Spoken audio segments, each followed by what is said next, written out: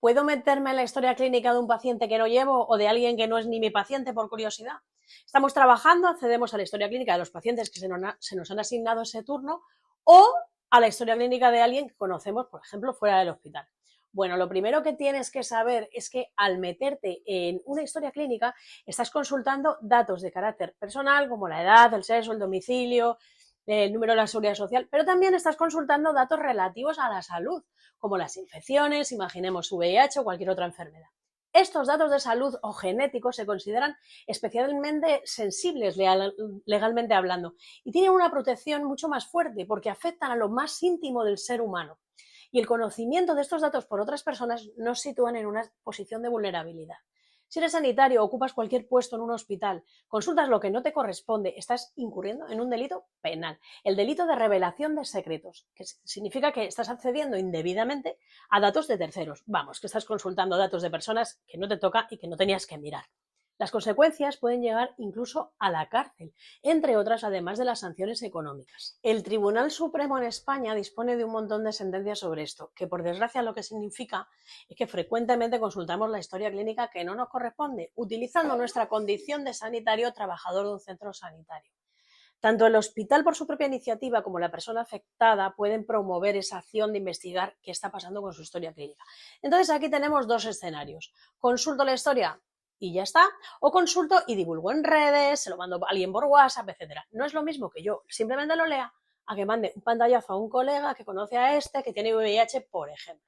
Evidentemente el segundo caso es mucho más grave, aunque si solo es una consulta, pero te metes en la historia muchas veces, también esto indica gravedad y va a ser castigado. ¿Por qué se castiga? Bueno, pues porque las leyes castigan para proteger bienes, bienes jurídicos. Y en este caso, lo que se está protegiendo es la intimidad de todos nosotros, que es un grandísimo bien jurídico, un derecho fundamental que forma parte de la Constitución española, que es la ley de leyes de nuestro país. Ojo que la revelación de datos sensibles por un funcionario público, médico, enfermera, etcétera, que trabaja en el Servicio Nacional de Salud, van a ser castigados no solo por el juez o lo que sea, sino también por la administración, porque eres funcionario. Vamos, que no te escapas. Ay, pero es que era curiosidad, no quería hacer daño, solo era por saber, olvídate. Significa delito doloso, apúntatelo, que significa que tienes intención de hacer daño, digas lo que digas. Entre las diferentes sentencias que han progresado, en general, no se condena la consulta y ya está, sino que tiene que haber el perjuicio de alguien que además no tiene que haber dado su consentimiento para usarlo, o que hayas usado estos datos para hacer daño en WhatsApp, redes sociales o cualquier medio público que ha podido hacer daño a esta persona, a su intimidad, ¿no?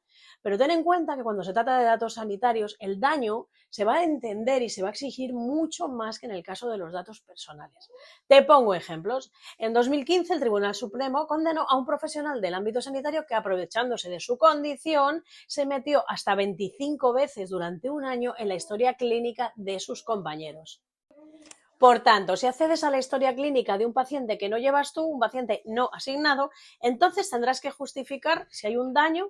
¿Por qué te has metido ahí? Pues que estabas ayudando a una compañera por cargas de trabajo, que se te ha pedido por salud pública que lo hagas, que te estás dedicando a la investigación, explotación de datos, cualquier otra cosa, ¿no? Que ibas a hacer una cura, etcétera, que necesitabas consultarla. Está bien, pero lo tenemos que justificar. Tenemos una sentencia, por ejemplo, de una enfermera que alegó en el juicio que había entrado en una historia simplemente por curiosidad. Y esta pena llevó privación de libertad, cárcel.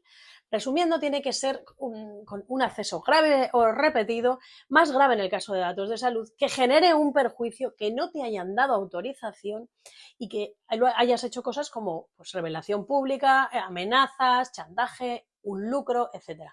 Por si acaso no te metas donde no te llaman. Piensa en la finalidad de la consulta que estás haciendo. Piensa cómo te gustaría que tratasen tu intimidad. Respeta. Todo ello, claro está, si lo haces sin el consentimiento del paciente. ¡Que vas al trullo! Sígueme si quieres conocer más cositas sobre tu responsabilidad sanitaria.